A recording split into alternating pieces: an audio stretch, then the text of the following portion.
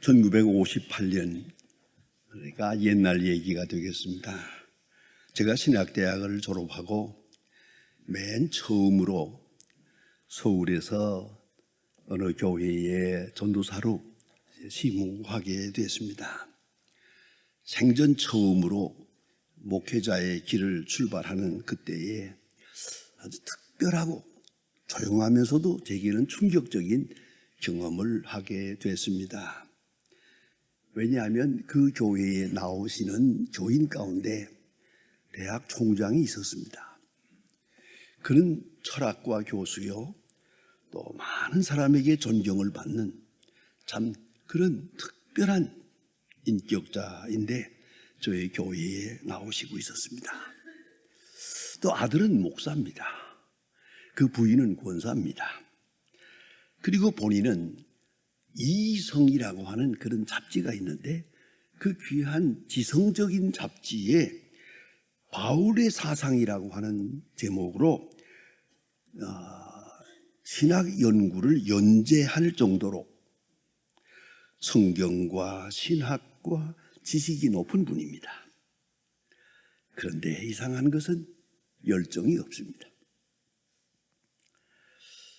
헌신도 없습니다. 그저 한 달에 한 번 교회 나옵니다. 그리고는 어떤 때는 낮에는 안 나오고 저녁엔 나오고 들쑥날쑥합니다. 어찌 생각하면 이 사람을 교인으로 보아야 되나 안 보아야 되나, 예수를 믿는 건가 안 믿는 건가 알 수가 없습니다. 그는 많은 사람들에게 사도 바울에 대해서 강의를 했습니다. 아주 신학 강의도 잘하십니다. 그런데 교회에 봉사하는, 출석하는 것은 영영 아닙니다. 그래서 저는 마음속으로 저런 지성인이 좀 더 반듯하게 신앙생활을 했으면 좋겠는데 무언가 문제가 있는가 보다라고 저욱이 걱정을 했습니다. 어느 날 조용히 저를 만나자고 합니다. 그리고 그는 이렇게 얘기했습니다. 믿어지지 않는 것처럼 고통스러운 일이 없습니다. 그리고 눈물을 흘립니다.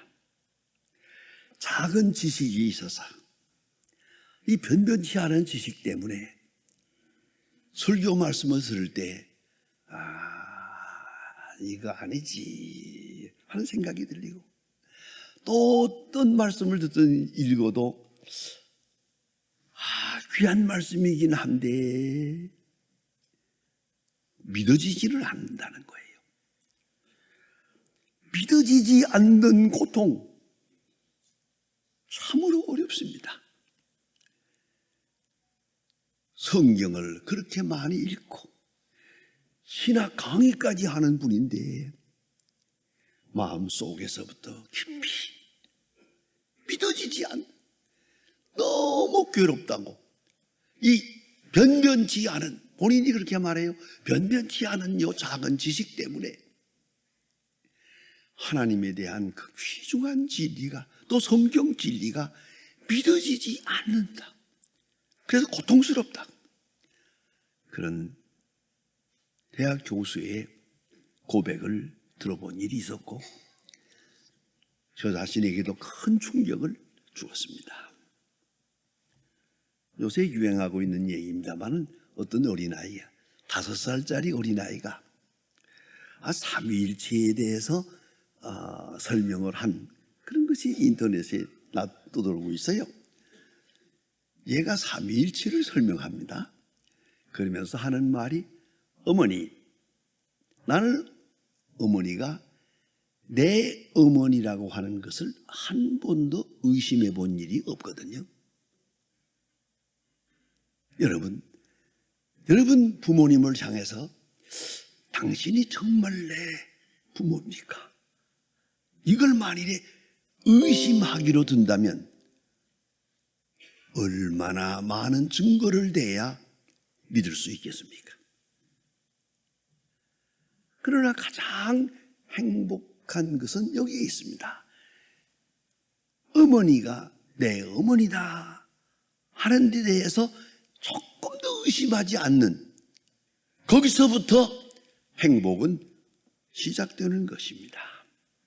여러분, 어린아이에게는 있고 어른에게는 없는 것이 있습니다. 첫째가 해맑은 눈동자입니다. 아이들 자다가 깨날 때 그 눈동자가 얼마나 깨끗합니까?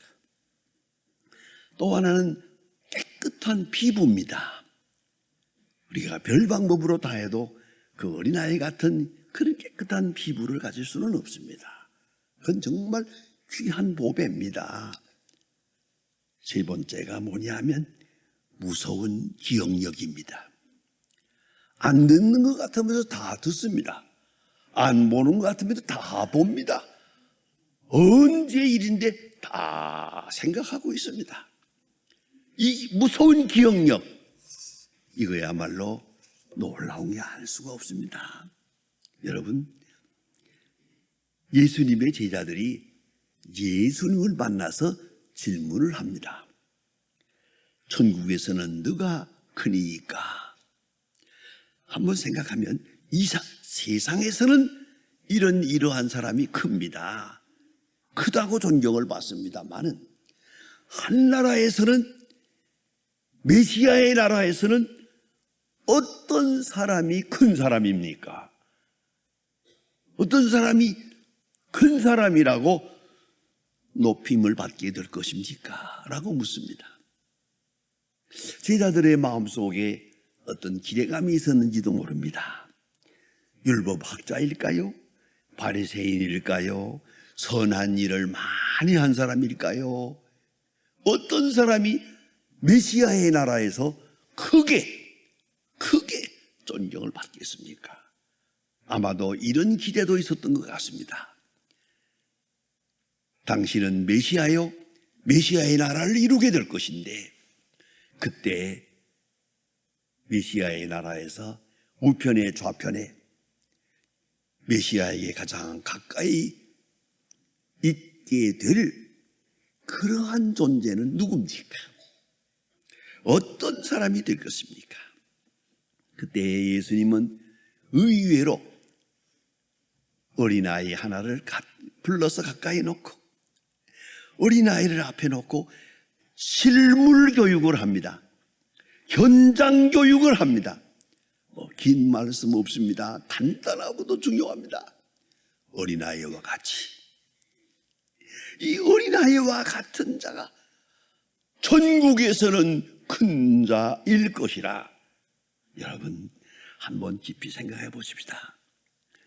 저는 50평생 목회를 하면서 많은 분들을 만나보았습니다. 이런 정치가로부터 이런 학자, 저런 분, 높은 분, 큰 분, 존경받는 어른들 많이 만나보았습니다. 많은 사람을 대하면서 느낀 게 하나 있습니다.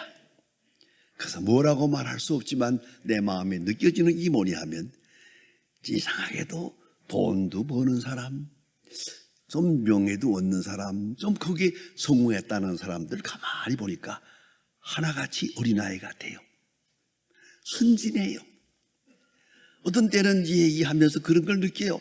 언제 이렇게 순진해가지고 어떻게 돈을 벌었을까? 어떻게 이런 마음 가지고 어떻게 정치를 할까? 라고 할 만큼 순진한 것, 그걸 느끼게 됩니다. 그때마다 저는 생각을 해요. 예수님께서 천국에 누가 큽니까? 어린아이와 같아야 한다. 그것이 바로 현실이다. 어딘가 모르게 어린아이가 왔고, 그런가 하면 반대로 어린아이의 반대가 누굽니까?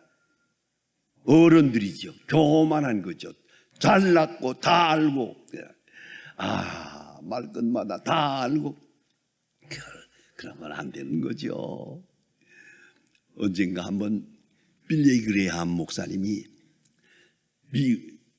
북한을 방문한 때가 있습니다.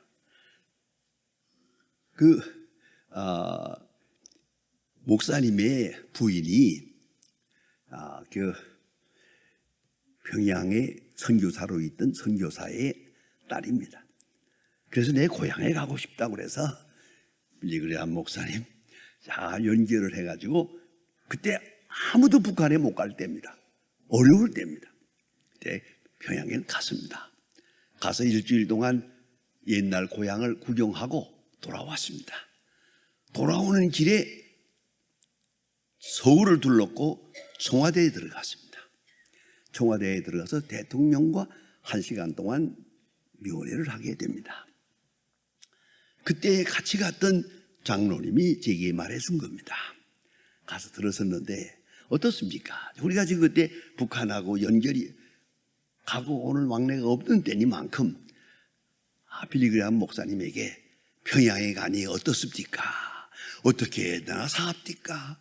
앞으로 이 나라는 어떻게 하면 좋겠습니까? 라고 한마디 물어보았다면 빌리그레함 목사님이 얼마나 신바람나게 설명을 했겠습니까? 그런데 처음부터 끝까지 대통령 혼자 말했어요. 1시간 동안 내내. 그리고 시간에 대해서 나왔어요. 차를 타고 출발할 때 빌리그레함 목사님이 씁쓸해서 딱 한마디 하더랍니다. He talks too much. 그 사람 너무 말을 많이 해. 끝. 여러분 이걸 보세요. 겸손한 마음, 듣는 마음이 없으면 망조가 드는 거예요. 잠깐만 봐도 벌써 그 교만이 눈에 띄어요. 다 잘났어요. 자기 외에는 다 나빠요. 아니올시다 이거는요. 어딘가 모르게 어린아이 같은 순진한 마음, 뭐라고 말할 수 없지만 어린아이 같은 마음, 예수님이 왜 이 말씀을 하셨는가 몸으로 느끼고 삽니다. 확실히 어린아이와 같은 거기에 소망이 있는 거지. 어른 같고 영혼 같고 뭐 자기가 다 알고 그 순간 벌써 끝나는 것을 잊어서는 안 됩니다. 오늘 예수님 말씀하시기를 어린아이와 같이 되지 아니하면 결단코 천국에 못 들어간다. 이게 절대 조건입니다. 우리가 믿기는 간단하게 천당 가는 천국 가는 절대 조건이 뭡니까? 믿음이죠. 예수를 믿고 하나님을 믿고 예수께서 우리를 위하여 십자가를 지신 거룩한 은총을 믿는 거 아닙니까? 믿음, 오직 믿음으로 구원받는다. 확실합니다. 이건 틀림없는데 그러면 이 구원의 절대 조건 다른 말로 하면 어린아이와 같은 거. 믿음이 뭐냐? 어린아이와 같은 거. 절대 조건의 믿음이 뭐냐? 어린아이와 같은 것. 어린아이와 같은 깨끗한 마음. 여러분 예수 그리스도를 믿고 하나님의 아들로 믿고 십자가의 은총을 믿으려고 이 믿음을 가지려면 어린아이와 같은. 어린아이는 자기를 평가할 때 작게 여길 뿐만 아니라 사랑이 없이는 자기는 살 수 없음을 알고 있습니다. 잠깐이라도 사랑을 잃어버리고는 못 삽니다. 여러분 잘 알지만 아이들은 사랑에 대해서 민감합니다.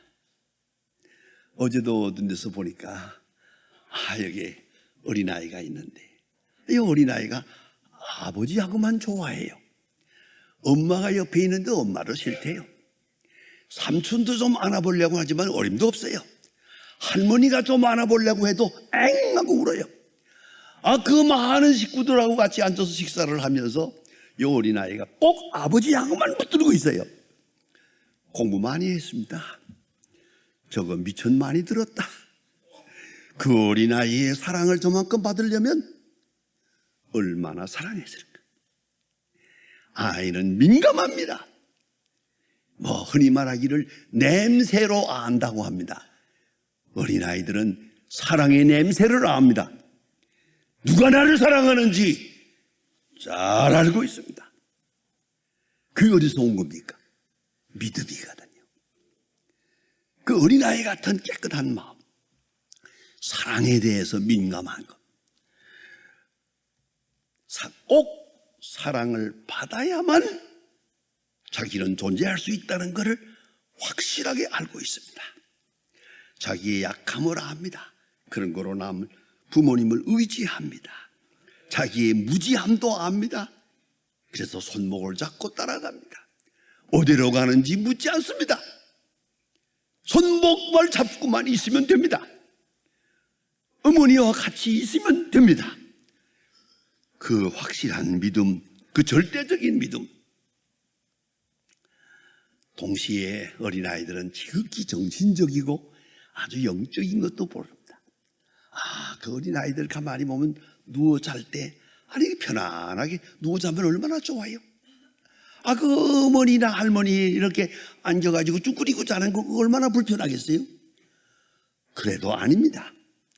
특별히 요새는 그런 거 보기 힘듭니다만 옛날엔 시골에서 보면 어머니들이, 가난하게 사는 어머니들이 어린아이를 업고 그리고 뭐 장사를 한다든가 길을 가는 거 보면 아이들이 그 어머니 등에 업혀가지고 고개를 이제 치고 자는 걸 보는데 얼마나 불편하겠어요? 가만히 누워있는 게 편하지. 그래도 아닙니다. 어머니하고 이렇게 몸을 부비고 있으니까, 어머니하고 가까이 있으니까 그게 행복한 겁니다. 최고로 편한 겁니다. 고급 침대가 필요 없어요. 어머니의 무릎이 좋은 겁니다. 이게 사랑의 감정입니다. 이러한 감정, 이것이 바로 믿음입니다. 자기를 작게 여깁니다. 아주 겸손하게. 자기를 나는 모르는다다. 나는 사랑이 없이는 못 산다. 누군가가 나를 도와줘야 산다. 확실하게 믿고 있습니다. 그리고 그들의 마음 깊은 곳에 아무 교만도 없습니다. 그야말로 겸손 그대로입니다. 유명한 얘기가 있습니다. 윌리엄 캐리라고 하는 인도의 유명한 선교사가 있습니다. 그는 특별히 언어학에 뛰어나서 34나라 방언으로 그 지방 방언으로 성경을 번역했습니다. 34나라 방언으로 성경을 번역할 만큼 유명한 언어학자입니다. 그가 영국을 방문했을 때에 누가 한번 골탕을 먹일 생각으로 이렇게 말했다는 거 아닙니까? 선교사님, 당신의 아버지가 구두를 만드는 천하디 천한 그런 사람이었다고요? 라고 물었습니다. 그럴 때 윌리엄 캐리는 빙그레 웃으면서 아니요, 잘 모르고 계시는만요, 구두를 만든 사람이 아니고 구두를 수선하는 사람이었습니다 라고 대답했답니다. 여러분은 어찌 생각하십니까? 남이 나를 어떻게 평해 주든지 그 평해 주는 것보다 한 단만 낮추면 안 되겠습니까? 그러면 아무 문제도 없는데, 그 사람이 나를 모른다고 그래요. 그럼 난 당신이 생각하는 것보다 더 모르는 사람입니다 라고 생각하면 안 되겠습니까? 당신은 능력이 없다고 할 때 당신이 생각하는 것보다 나는 훨씬 더 무식하고 능력이 없습니다 라고 생각만 할 수 있다면, 그러면 아무 문제도 없습니다. 저는 가끔 그런 질문을 받습니다. 우리 젊은 목사님들한테서, 목사님, 교회에서 가끔가다 억울한 말도 들을 수 있고 억울한 소문도 듣고 하지는 목사에 대해서 나쁜 비평을 받을 때 어떻게 견딜 수 있었습니까? 목사님은 그런 일 없었습니까? 하고 물어봐요. 제가 있었지. 그럼 많은 비난을 할 때 어떻게 참았습니까? 뭘 어떻게 참아? 그가 비난하는 것보다 나는 더 부족한 사람이라고 생각하면 되지. No problem. 이걸 잊지 말아야 합니다. 무식하다고, 내가 진짜로 무식하잖아요. 그거보다 더 무식해요. 끝이죠. 내가 부족하다고요? 자기들이 생각하는 것보다 나는 더 부족해. 한 계단 더 낮춰. 그러면은 아무 문제도 없습니다. 겸손만이 해답이라는 걸 잊지 마세요. 어떤 고통, 어떤 비난 속에서도 겸손만 있으면, 겸손한 마음, 어린아이의 마음만 있으면 아무 문제도 없습니다. 여러분, 현대에 있어서 가장 큰 문제가 뭡니까? 자녀들입니다. 이 자녀 교육입니다. 오늘 예수님 말씀하시기를 실족해 하는 일이, 귀한 말입니다.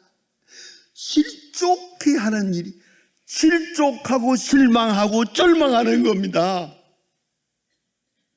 실족해 하는 일이. 왜요?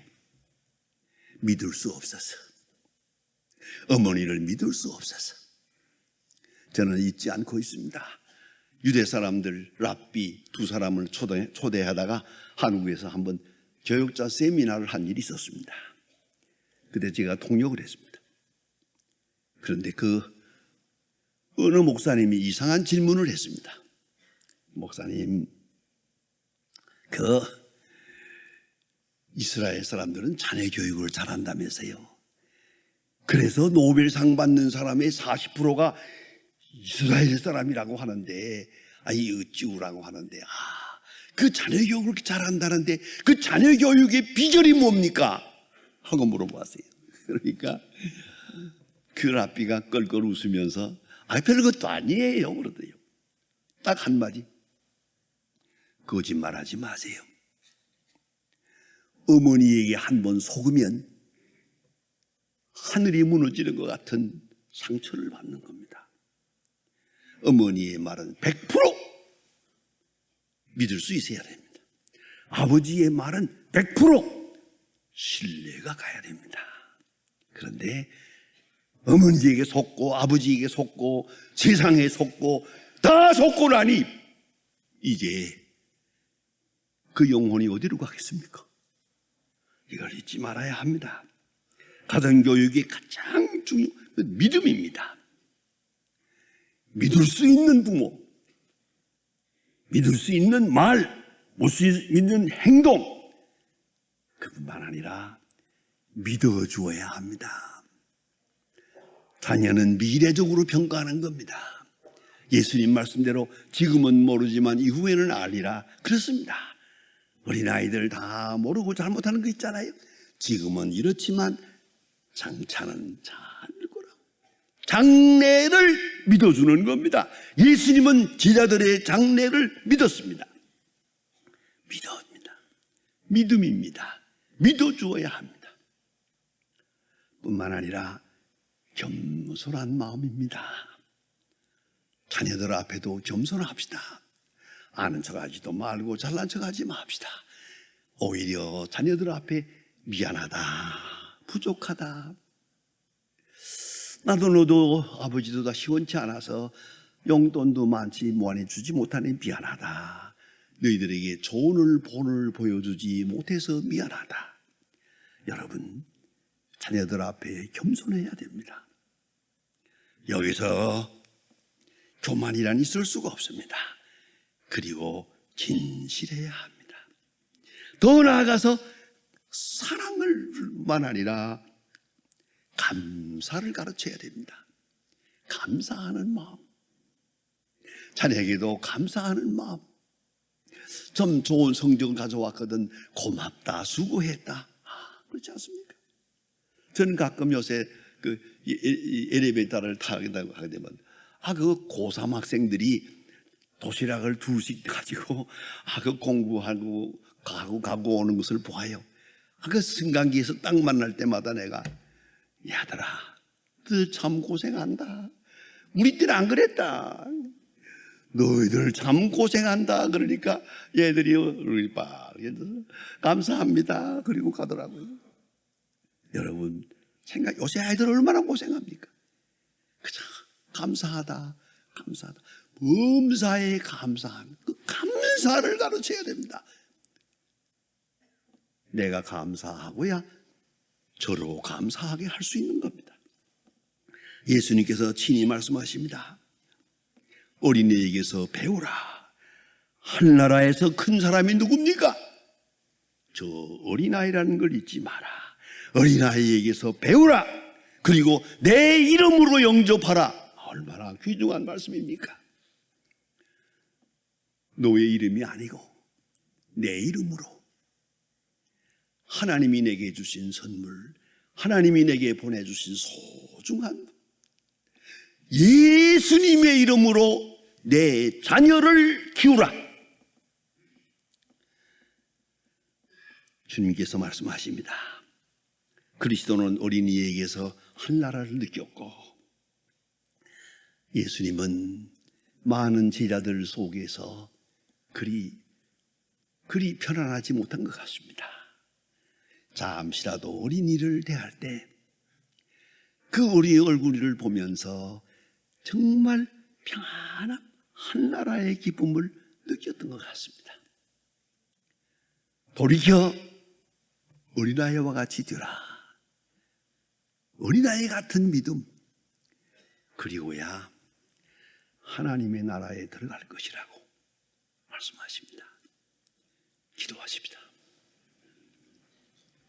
하나님 아버지, 오늘도 주의 인도함을 받아 저희들이 주님 앞에 있습니다.